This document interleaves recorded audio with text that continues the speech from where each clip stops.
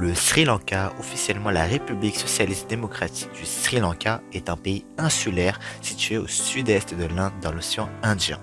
Il faut savoir que sa capitale est Sri Jawaharlal Kot, à ne pas confondre avec Colombo qui est la capitale économique et la plus grande ville du pays.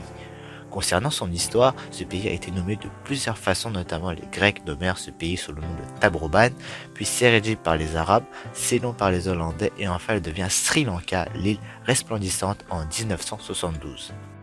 Convoité pour ses multiples richesses, ses pierres précieuses, ses épices dont la fameuse cannelle et ses éléphants, le Sri Lanka a attiré les marchands depuis des millénaires. Cette société est le fruit d'un brassage ethnique et culturel au-delà des conflits qui ont divisé le pays depuis toujours.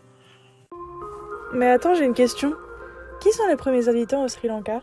Selon les textes sacrés, les Singalais d'origine indo-aryenne quittèrent le nord de l'Inde au 5e siècle avant Jésus-Christ pour s'installer sur l'île. Les Sinhalas avaient à leur tête le prince Vijaya, puis les Tamouls d'origine dravadienne arrivèrent du sud de l'Inde au 3e siècle avant Jésus-Christ. Il existe plusieurs théories à ce sujet. Les historiens ne parviennent pas à se mettre d'accord sur une période exacte. Selon certains, les premiers à habiter le Sri Lanka auraient été les Tamouls. D'autres considèrent qu'il n'y aurait pas eu d'âmes qui vivent avant l'invasion du sud de l'Inde par les Singalais.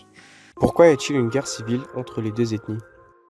Il faut savoir que les Tamouls sont un groupe ethnique natif du Tamil Nadu, un état de l'Inde situé au nord-ouest du Sri Lanka. Les Tamouls sont principalement hindous avec une population chrétienne et musulmane. Les Singalais sont le groupe ethnique majoritaire du Sri Lanka. La plupart d'entre eux sont bouddhistes. Pour répondre à ta question, il existe plusieurs facteurs qui sont responsables sur l'enclenchement de la guerre. Par exemple, en 1956, la loi CNA Only Act a été mise en place afin que la langue singalaise soit la langue officielle du pays qui était l'anglais auparavant. La communauté tamoule souffrait d'une discrimination notamment à l'accès des fonctions publiques ou même l'intégration des jeunes tamouls dans l'enseignement supérieur. De plus, dans la nuit du 1er juin 1981, une foule d'origine singalaise commet un incendie à la bibliothèque de Jaffna.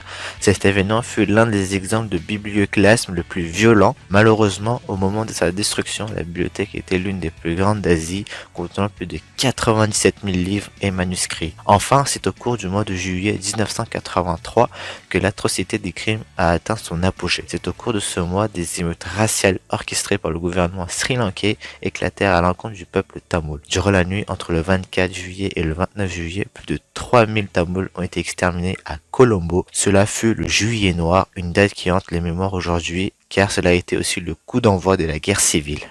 Quand et comment la guerre s'est déroulée?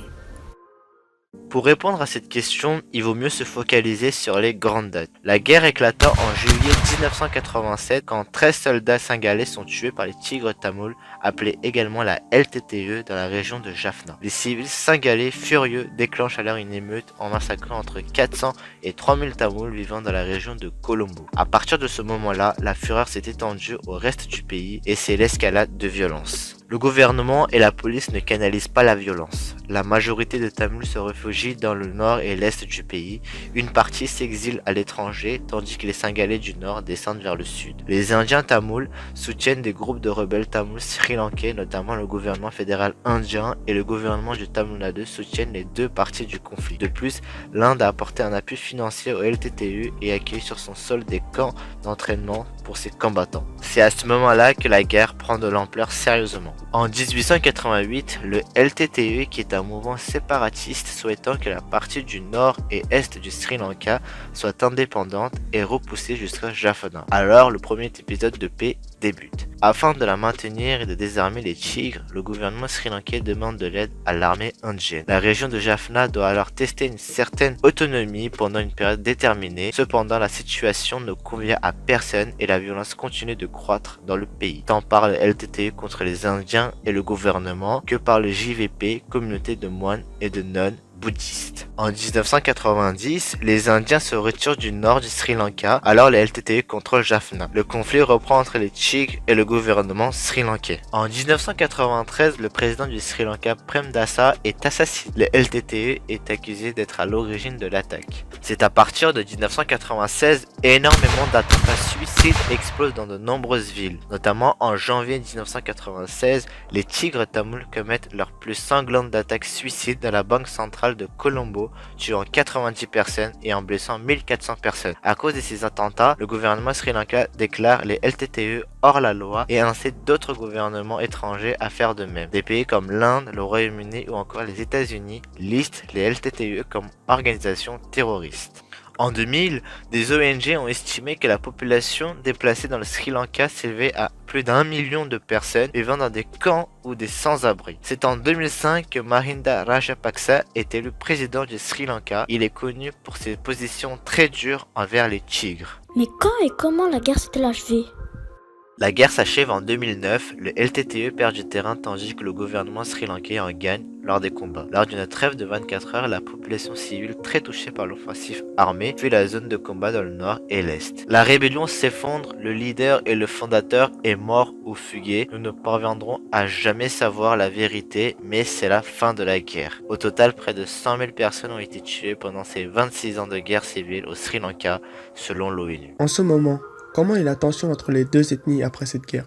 Aujourd'hui, même si la guerre est achevée, l'ethnie tamoule qui est minoritaire ne sont pas forcément respectées. Cette population vit dans un environnement militarisé dans la peur constante d'intimidation et de menaces. Les familles singalaises vivent dans les terres appartenant à des familles tamoules et encore les temples hindous sont également détruits. De plus, des jeunes filles tamoules se font battre, violées, torturées et encore énormément d'atrocités. Récemment, le gouvernement sri-lankais a détruit le monument commémoratif Muliyavakal à l'université de Jaffna. Ce monument représentait un massacre que les Tamouls ont subi par le gouvernement sri-lankais, dont 40 000 civils tamouls piégés ont été tués par les actions des forces gouvernementales. Les populations sont encore traumatisées par ce conflit de 26 ans, beaucoup en souffrent encore et souhaitent que la justice soit rendue pour les crimes de guerre commis par le précédent gouvernement. Cependant, je crois que la paix est dans tous les esprits et que c'est un soulagement de ne plus vivre dans la terreur. Le temps contribuera à penser les blessures de la population,